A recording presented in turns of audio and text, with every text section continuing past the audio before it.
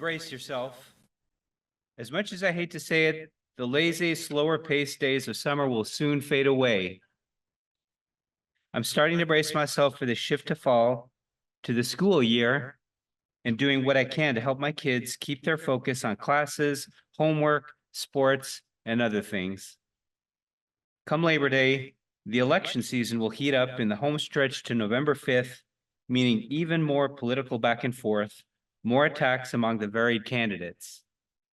So given the intensity of sentiment for and against the two presidential contenders, there will undoubtedly be turbulence and, after November 5th, hard feelings, regardless of the winner. I'm trying to ready myself for all of that too.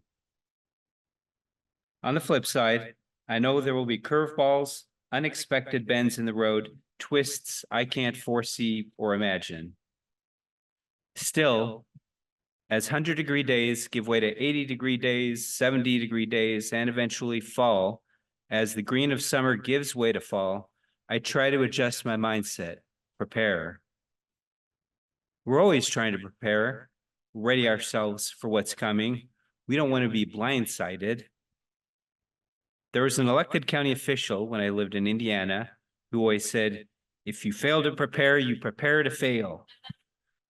He was also a high school teacher, and I think he said it to his students, as well as to the typically small gatherings at county council meetings. Whatever the case, I always kind of cringed when he said it because it's kind of corny. He always said it in such an earnest and serious tone. But he's a good guy, and I suppose he's right. We can't control things, no matter how hard we try, but we can have an influence. And preparation helps us put our best foot forward, helps us prepare for what may come, for good or for ill. As the tilt of the Earth's axis starts to cool things down, boding for the shift to autumn and an intense election cycle, prepare yourself. If you're seeking a certain outcome, figure out how you can have a say. If the whole thing turns you off, figure out how to hold on to your sanity as things blow up around you. Prepare. At the same time, though, know that even the most detailed of preparations won't always yield results.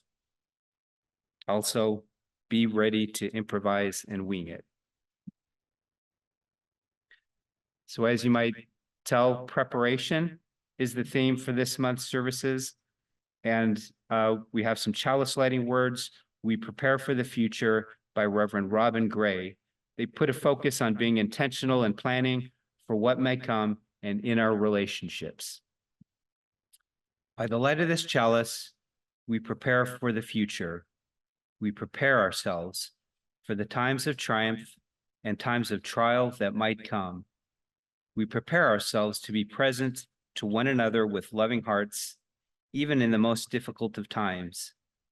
We prepare ourselves to make connections that will lift us out of isolation and prepare the path of justice and equality.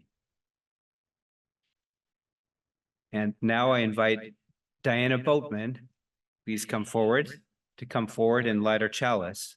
And everyone, please join with us in lighting our chalice by saying the chalice lighting words in your order of service and share it online in the chat.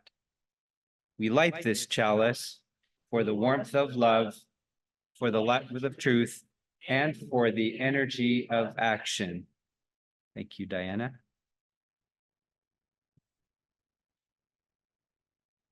Well, good morning.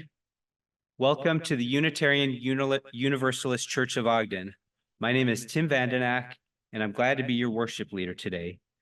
The UU Church is a welcoming, inclusive place where diversity of thought is encouraged, sought, and appreciated. It doesn't matter who you love or how you identify yourself. We come here because we want to think for ourselves and explore with others. We ask questions, value the exchange of ideas, and the depth that can come from being in community. Newcomers, welcome. We're glad you're here.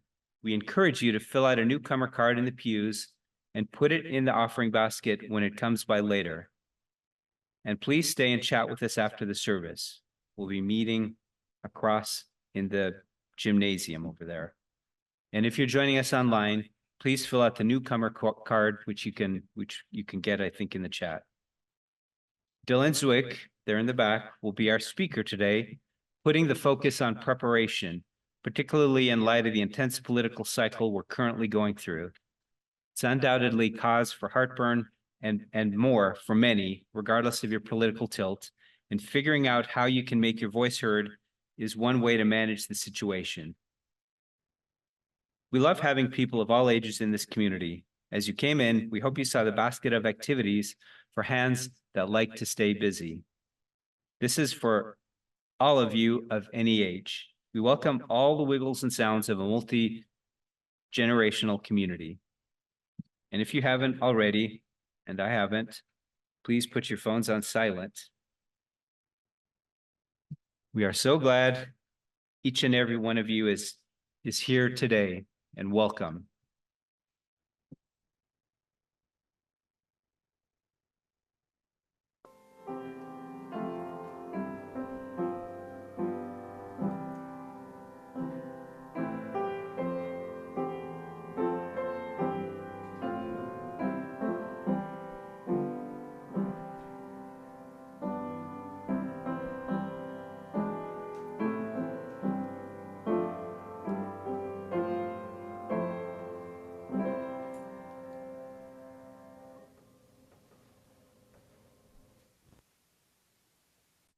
Sometimes we can only do so much. We can't control everything, probably don't want to control everything. As we put a focus on preparation, be mindful that life has never made any promises about making sense. Also know that through thick and thin, this is a space where new possibility can take root. Even when the best laid plans go awry, even when our preparation doesn't quite hit the mark. Preparation is important, but there is also the intangible of faith in this space, in each other, in infinite possibility. Our opening reflection is forged in the fire of our coming together by Reverend Gretchen Haley. What's going to happen? Will everything be okay? What can I do? In these days, we find ourselves too often stuck with these questions on repeat. What's going to happen? Will everything be okay? What can I do? We grasp at signs and markers, articles of news and analysis, Facebook memes and forwarded emails, as if the new zodiac capable of forecasting all that life may yet bring our way, as if we could prepare, as if life ever made any promises of making sense or turning out the way we'd thought, as if we are not also actors in the still unfolding story. For this hour, we gather to surrender to the mystery, to release ourselves from the needing to know, the yearning to have it already figured out, and also the burden of believing we either have it all the control or none. Here in our song and our silence, our stories and our sharing, we make space for a new breath, a new healing, a new possibility to take root. That is courage, forged in the fire of our coming together and felt in the spirit that comes alive in this act of faith. That we believe still a new world is possible, that we are creating it already here and now. Come, let us worship together.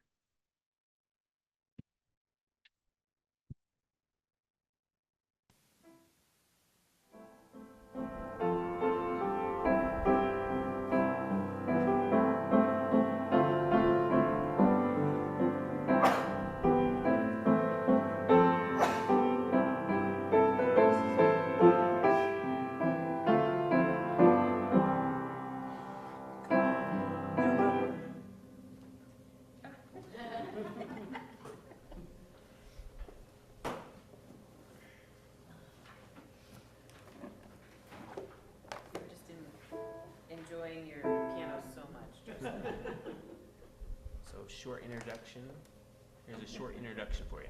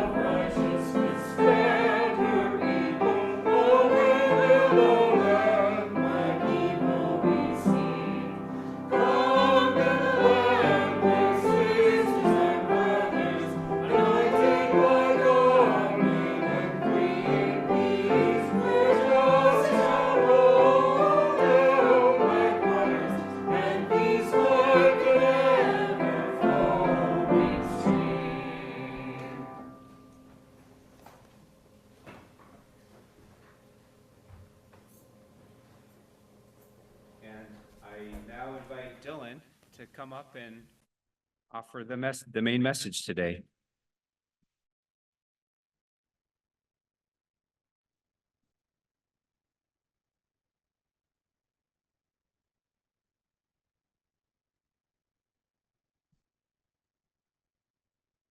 Thank you, Tim, and thank you, everybody, for joining us this morning, and welcome.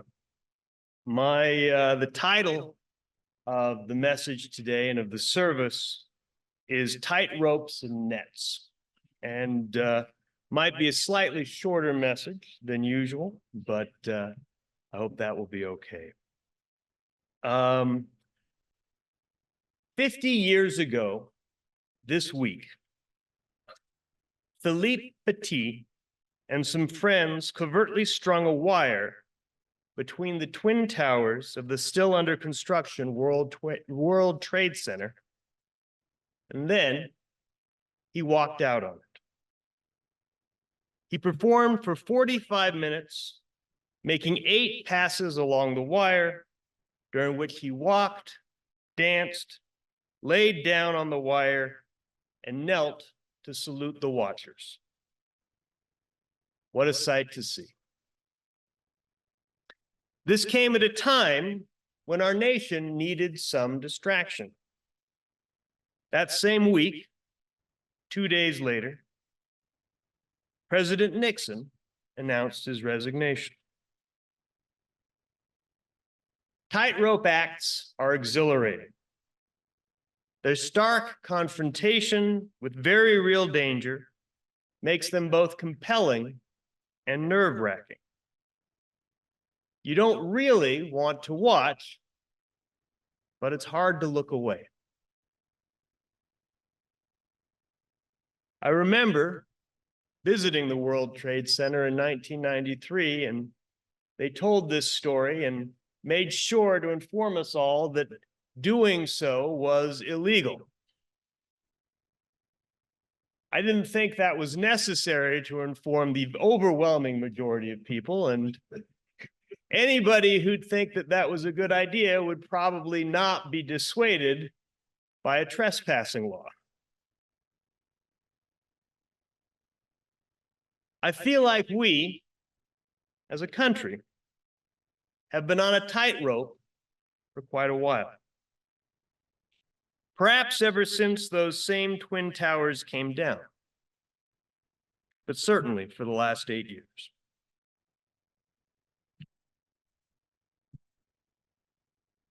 This talk is going to be a little bit more political than usual, and I'd like to say at the outset that these are my personal opinions, and they're not necessarily the opinions of the UUCO. In November of 2016, my patriotism took a hit from which I don't think it will ever quite recover. I felt the election of Donald Trump was not just a disappointment, but a desecration. That election night, I was scared for my country in a way I couldn't countenance before. I remember wishing that I had done more. Honestly, up until that very night, I hadn't accepted the possibility that his election was even conceivable. I don't think that myself alone would have made any difference to the outcome, but I think there were probably thousands, if not hundreds of thousands of people like me, perhaps some in this room, who felt the same way. And I think that maybe we had taken it more seriously, it could have been prevented.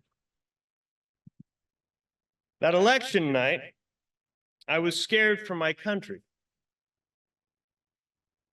In a way my opinion of Donald Trump did not improve over the next 4 years. But I was at least somewhat relieved that our system and those who sustain it proved more resilient than I'd feared on the night of Trump's election. At no time was this dynamic conflict more immediate than on January 6th, 2021, when an angry mob broke into our nation's capital, acting on a big lie manufactured from Trump's inability to accept reality and our constitutional system. That system was severely strained that day, but due to the noble actions of some people in our government, it did not break.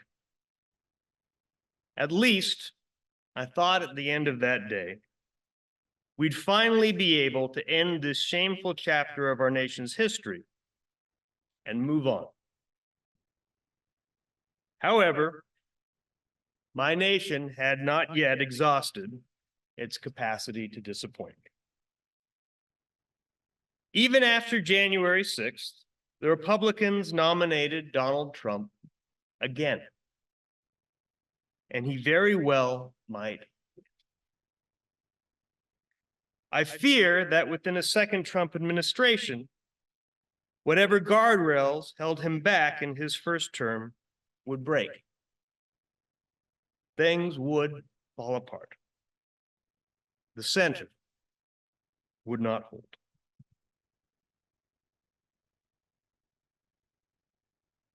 So what can we do?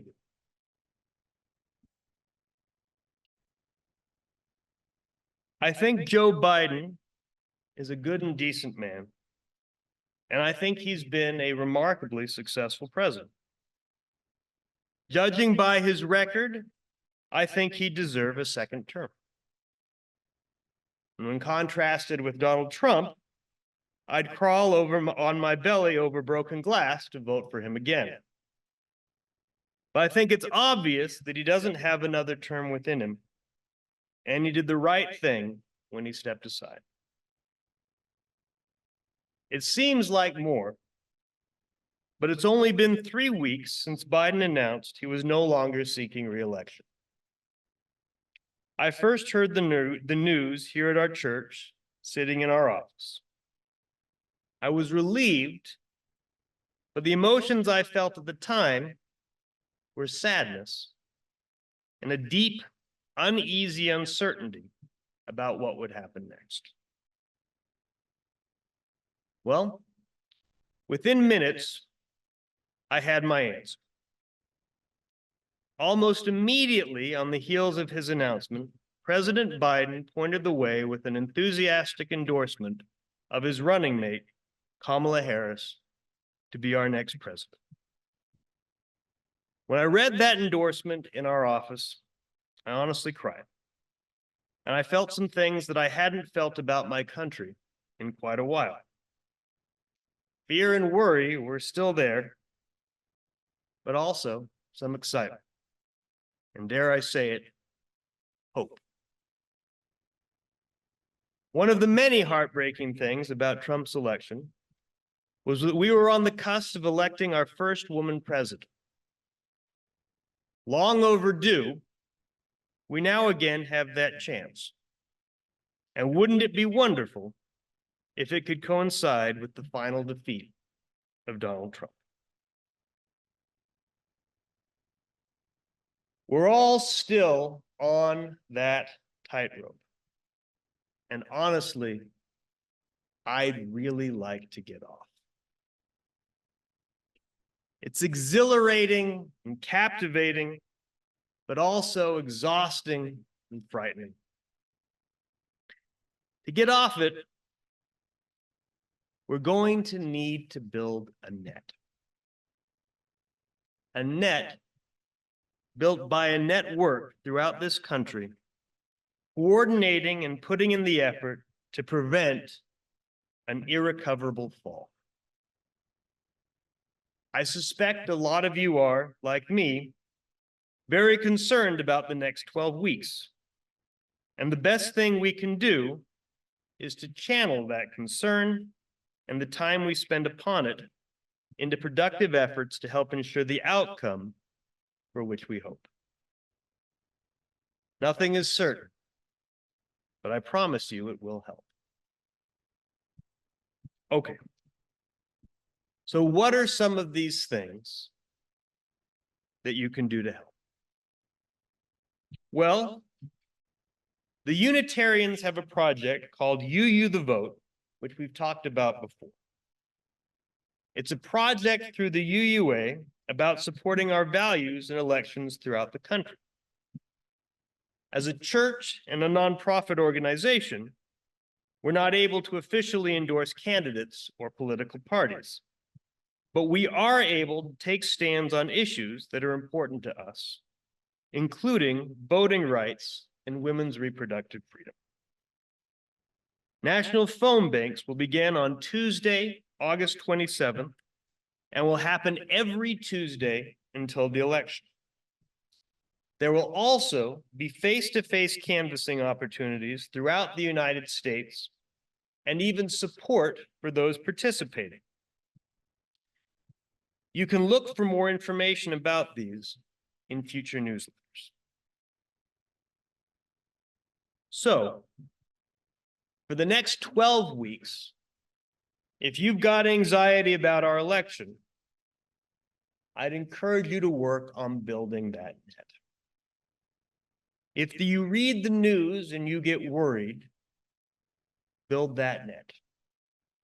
If you're doom scrolling on social media, set down your phone and build that net. If you can spare some money, use it to help others, build that net.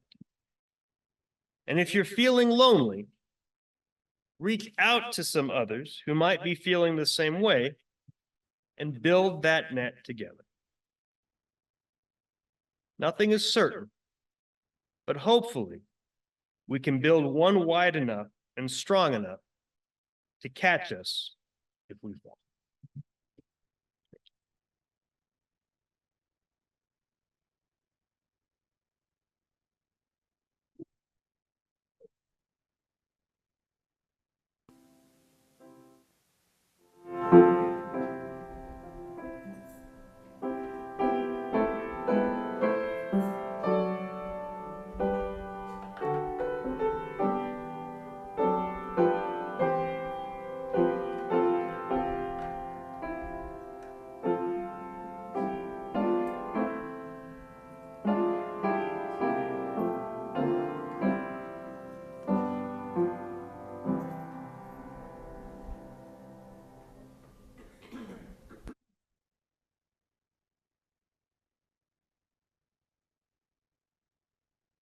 Thank you, Dylan.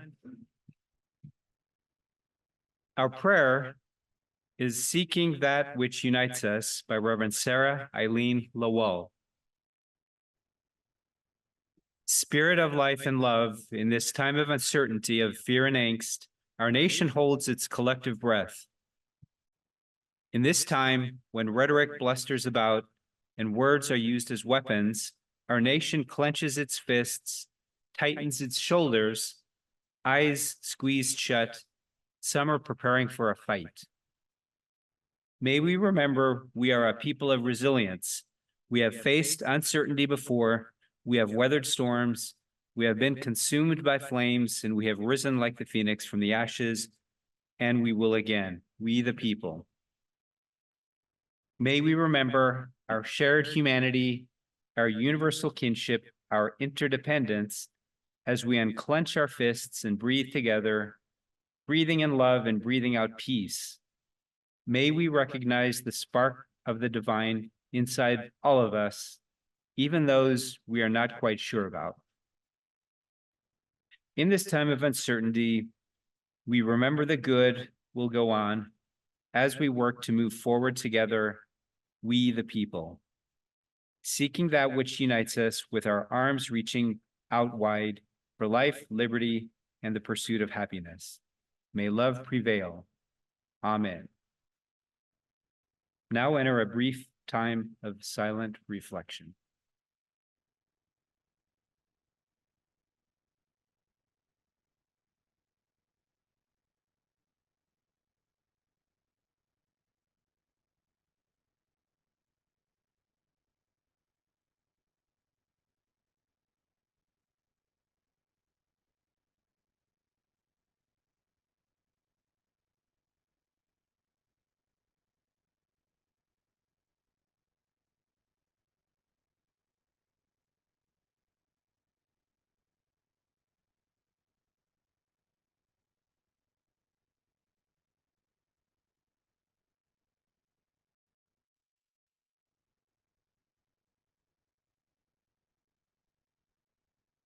So we continue our collective prayer by coming forward to engage in our weekly ritual that helps us to collectively hold the challenges and joys of being human.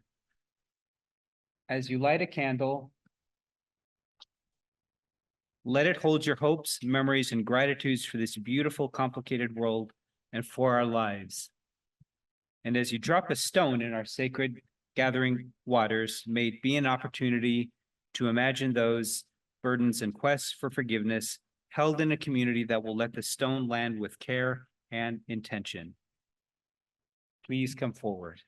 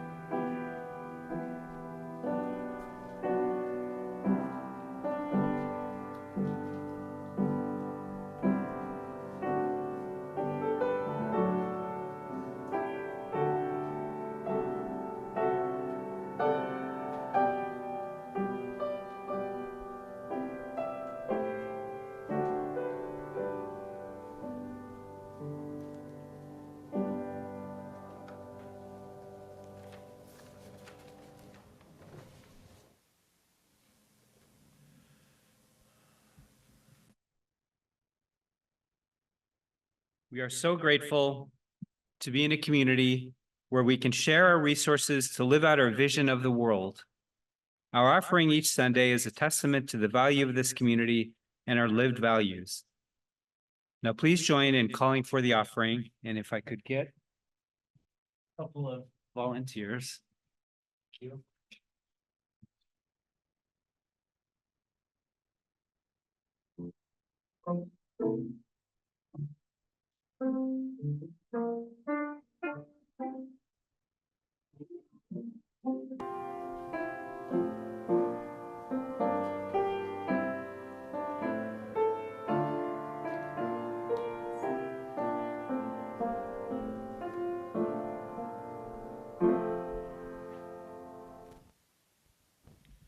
Please rise and body your voice, and facing the center aisle, sing together the offering song printed in your order of service.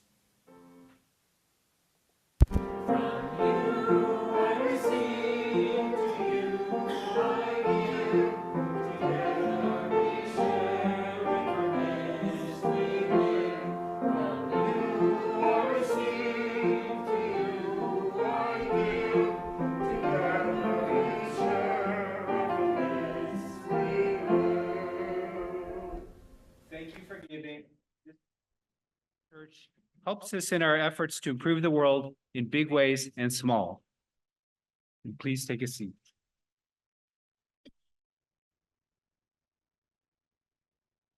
A few announcements. And Dylan, if I miss out on a few, feel free to chime in if there's some I miss. The UUCO Book Club meets every Wednesday of the month, except this month. For August, club members are meeting this coming Wednesday, the second Wednesday of the month. And if you haven't read the August selection, you can get ready for September. The book is The Words We Live By Linda R. Monk. And Codger Coffee continues to meet every darn Friday, as I suspect that's John Hines' wording, at 9:30 a.m. at Grounds for Coffee on Harrison Boulevard. There's a Watch Your Water event in Layton on August 15th at 6:30. Does anybody have any more details about that they want to provide? Okay, so watch your newsletter for more details about that. And yeah, all of this information is in the online newsletter. Minister Kristen, still reach out to her if you need be. Her email is in the newsletter.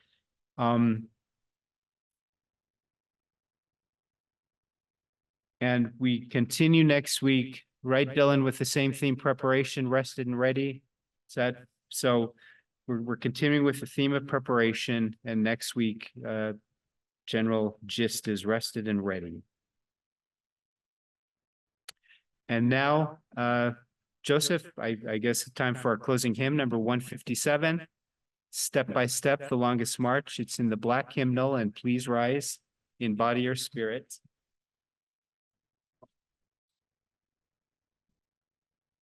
And we'll sing this twice through.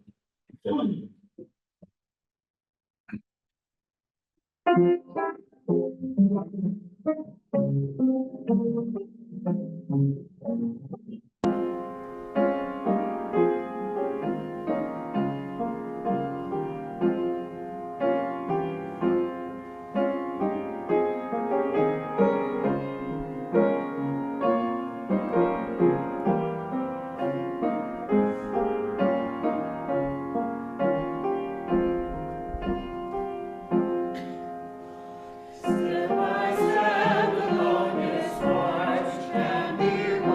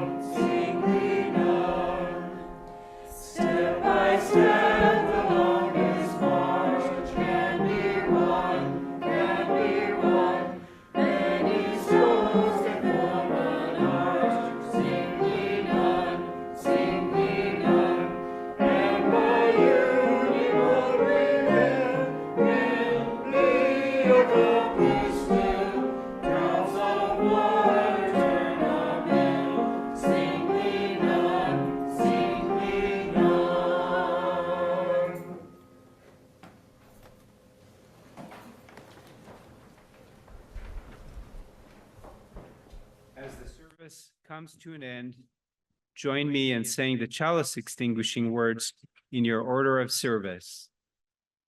We extinguish this chalice, but not the warmth of love, the light of truth, nor the energy of action.